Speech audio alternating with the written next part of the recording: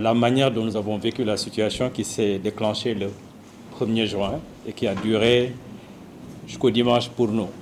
Je ne ferai peut-être que résumer ce que l'association a déjà dit dans l'urgence à la suite de la gêne qu'a occasionné la fermeture de certains secteurs bancaires. Nous avons été 14 banques à être impactées à travers 31 de nos agences, essentiellement dans la banlieue et dans une moindre mesure dans les régions. À ce niveau, c'est le premier échec puisque les banques, on nous a toujours reproché d'être beaucoup de banques et pas assez de guichets et d'agences. Si nos agences de proximité sont rendues hors d'usage, c'est le service bancaire qui est bloqué et c'est le service public de banque que nous délivrons qui est perturbé. Nous avons essayé de rapatrier toutes nos opérations à nos sièges respectifs, ce qui est quand même assez gênant, en fin de mois, parce que c'est le premier, et surtout en période de tabaski, puisque l'essentiel des dépenses sont réalisées au moment où les fonctionnaires et les travailleurs venaient chercher leurs avances tabaski, où nos compatriotes de la diaspora faisaient des mises à disposition. Qu'on leur dise que les banques sont fermées, tout simplement parce que c'est au niveau des sièges que nous avions fonctionné, et nous avons dû reprendre le dispositif qui a été mis en place lors de la Covid, c'est ouvrir les caisses et fermer les autres entités, puisqu'il y avait des problèmes de déplacement de nos compatriotes, il y avait des problèmes de circulation et de sécurité. Ça, c'est le premier point. Je vous donnerai la liste des banques impactées. De toute façon, on en a 14. La Générale a payé le plus lourd tribut avec 5 agences, mais chacun en a eu minimum pour 2. La nature des dégâts, ça va des bris de glace aux destructions d'enseignes, destruction de GAP, incendie dans certains cas, puisque croyant qu'ils vont trouver de l'argent, s'ils n'y arrivent pas, ils y mettent le feu. Et c'est des moments où la banque était ouverte avec des clients à l'intérieur et des collaborateurs à l'intérieur. Ça, c'est le côté matériel des choses. Nous sommes en train d'évaluer. Mais si nous estimons le coût de la remise en l'état d'une agence, c'est 150 millions par agence. Sur 31 agences, ça fait au bas mot 3 milliards et quelques.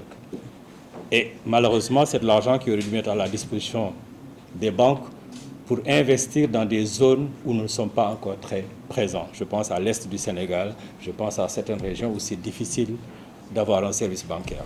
Pendant ce même temps, nous avons eu du mal à approvisionner les agences de l'intérieur, tout simplement parce qu'il n'y avait plus de transport.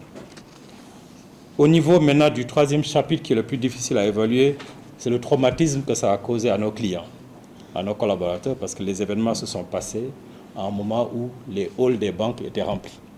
Je passe sous silence les humiliations, les exactions et les dégradations.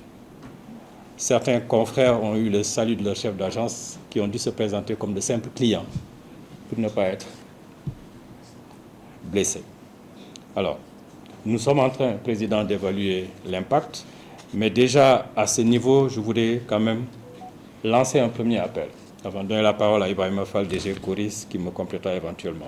Nous avons assisté à des actes de dégradation que rien ne justifie. Je disais au président Bédiagne que le CNP, le secteur privé, occupe et au conseil d'administration de l'UCAD et de certaines universités depuis un moment. J'en assure moi-même la présidence du conseil au nom du patronat. Nous avons assisté à la dégradation de l'université. Nous tous qui sommes des patrons, nous avons un diplôme qui s'appelle le bac, dont l'entête est Université de Dakar, office du bac. Nous avons assisté à la destruction de la bibliothèque universitaire, à la destruction de certaines facultés.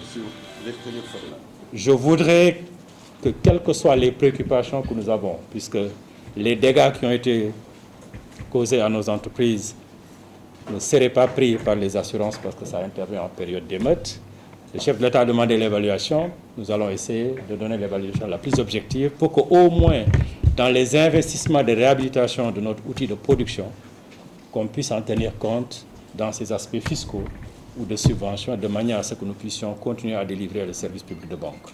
Je voulais donc lancer un appel, Président, si vous avez convenance, que le CNP puisse rendre visite au rectorat de l'Université de Dakar et qu'on puisse penser à eux dans nos actions de RSE, parce qu'ils nous forment nos emplois, ils nous ont formés nous-mêmes.